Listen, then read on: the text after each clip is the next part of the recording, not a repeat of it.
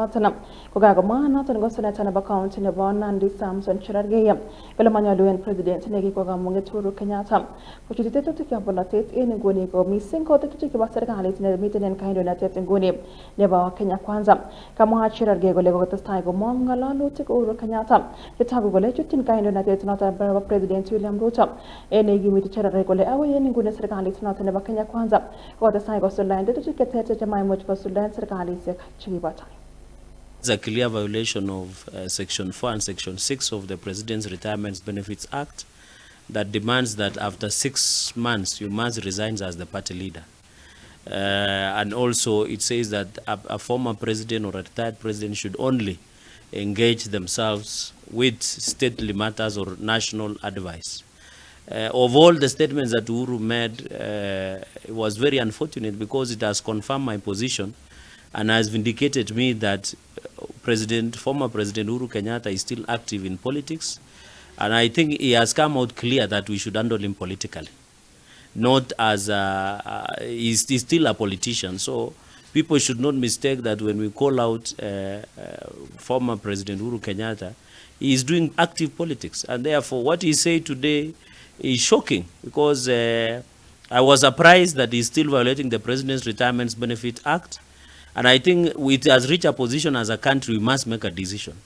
Either any person who retires from the high office, either they retire and abide by the law, or they remain active in politics so that we deal with them politically. One interesting thing, and Kenya should not forget this, that under former President Uhuru Kenyatta regime, the public debt grew from 2 trillion Kenya shillings to almost 10 trillion Kenya shillings when he left office, and there is no money that is attached to how many that was borrowed by his government. Even constructing an SGR that added to nowhere somewhere in Naivasha. There is called an SGR that added nowhere.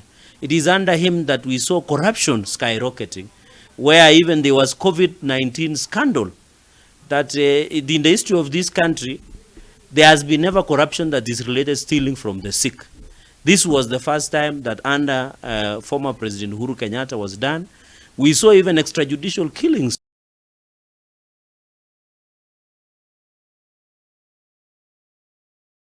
Kabaise na kasaratan Cherargei kunirekia utitinege mochke wagen candidate na bakwani gen county na bawazingisho Gladys Boshole en moyat kule rirtoni ne kaindo na tetene basirikali na county na bawazingisho en moyagule manyalugi boki kwani gen emoni en igi mitogole otesta go lambragya utike uchota na laga match ke bagen getnot na ba na chikili na ta na isuldan chikili seta DCI go chikil na chokinit.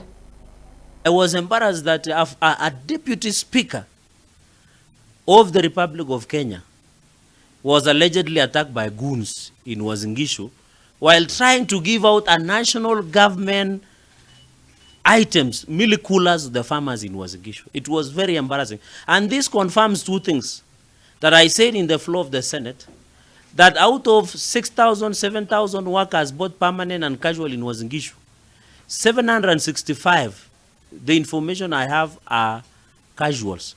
But they are being used as political goons, allegedly, by the sitting governor.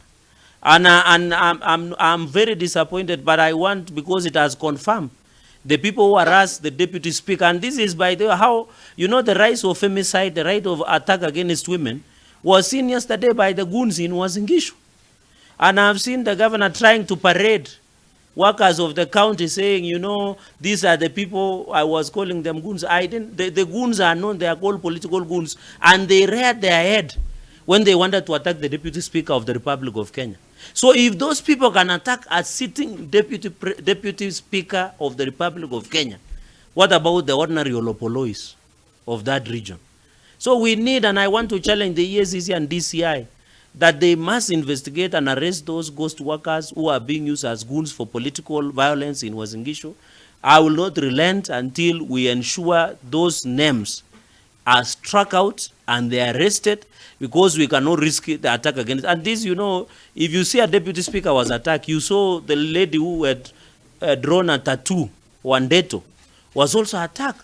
The cases of femicide and attack against women is rising in the country.